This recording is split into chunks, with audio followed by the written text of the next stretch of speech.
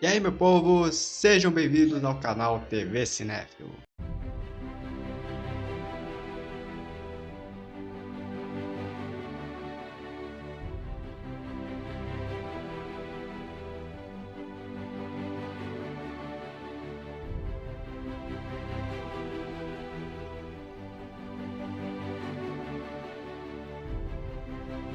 No vídeo de hoje eu vou contar pra vocês uma história pra lá de maluca, que até parece história de filme. Eu creio que muitos de vocês já tenham assistido ou ouvido falar do diretor Stanley Kubrick. Mas vocês já ouviram falar de Alan Conway? Não me surpreendo se a resposta de todos for não, já que essa é uma história que não é muito conhecida por nós brasileiros. Mas vale a pena reservar um pouquinho do seu tempo para ouvi-la, porque essa história é muito doida. Hoje eu vou contar pra vocês a história do homem que se passou por Stanley Kubrick. Mas antes de comentar sobre toda essa maluquice, vamos entender um pouquinho do passado do nosso protagonista, por assim dizer. Ed Alan Jablowski foi um britânico nascido em 1934 no distrito de Whitechapel, em Londres. Jablowski perdeu sua mãe muito cedo e ele tinha um pai muito abusivo. O seu pai vivia o agredindo fisicamente e moralmente, o que acabou moldando um pouquinho da personalidade um pouco conturbada de Ed. Já aos 13 anos ele foi levado a um reformatório por ter cometido um roubo. Ed possuía autodramatização atrevida, que é basicamente uma pessoa que tem uma forma de se expressar muito exagerada e tudo mais, além de que ele gostava de criar outros nomes e personalidades para si próprio.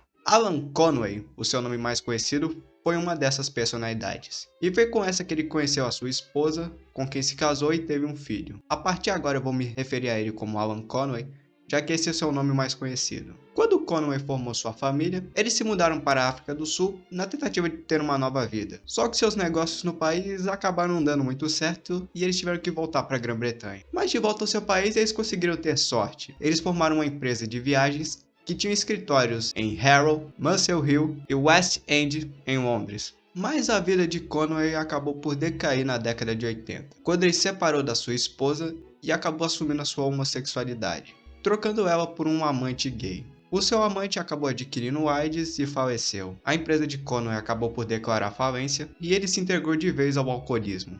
Nisso ele acabou chutando o pau da barraca e passou a criar vários nomes e identidades falsas, aplicando golpes e tentando ganhar a vida com isso. Para vocês terem uma noção, teve uma época em que ele afirmou ser um judeu polonês que tinha sobrevivido a um campo de concentração nazista.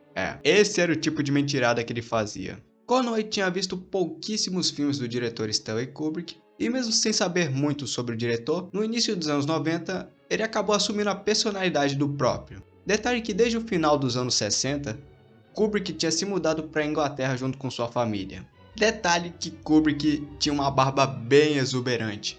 Mas quando Conway se passava por ele sequer tinha pelos no rosto, ele o incorporava de cara limpa. E você deve estar achando um absurdo até agora o fato dele ter conseguido se passar pelo diretor sem sequer se parecer com ele. Mas teve um fator que acabou ajudando Conway. Naquela época, Stanley Kubrick não fazia aparições públicas. Kubrick sempre foi uma pessoa muito reservada, não gostava de dar entrevistas, não aparecia em eventos da classe artística, e não aparecia nem mesmo na divulgação dos seus próprios filmes. Por conta disso, muitas pessoas da classe artística e até mesmo da mídia naquela época sequer sabiam como era o rosto do diretor, pelo menos naquele período dos anos 90. Os únicos que realmente conheciam Kubrick, além de seus familiares e amigos, eram os estúdios com quem ele trabalhava, além dos atores e as suas equipes de filmagem, o que acabou ajudando muito Conway no seu golpe. Logo ele passou a frequentar vários restaurantes, clubes, eventos privados para a classe artística e também do entretenimento de forma geral. E ele conheceu inúmeras celebridades do teatro, modelos, jornalistas,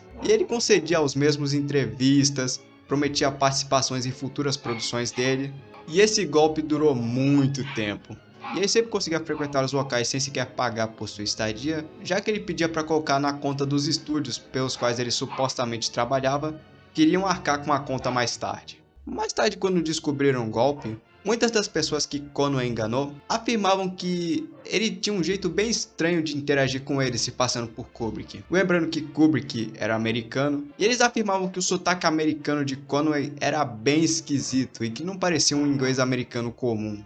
Além de que muitos até acreditaram que Kubrick seria homossexual devido à forma como ele interagia com muitos homens, parecendo flertá-los. Dentre os inúmeros jornalistas que Conway enganou, estava Frank Rich, um importante crítico teatral do New York Times, que na época estava fazendo uma estadia na Inglaterra, e ficou animado quando conheceu Conway e tendo a chance de fazer uma suposta entrevista com Stanley Kubrick. O jornalista notificou os estúdios Warner Bros. Pedindo autorização para fazer uma entrevista, mas ao fazer isso, os estúdios notificaram ele sobre um impostor que se passava por Kubrick e ia em vários eventos assumindo seu nome. Há muito tempo que a Warner sabia desse golpe, eles só não tinham conseguido encontrar o impostor.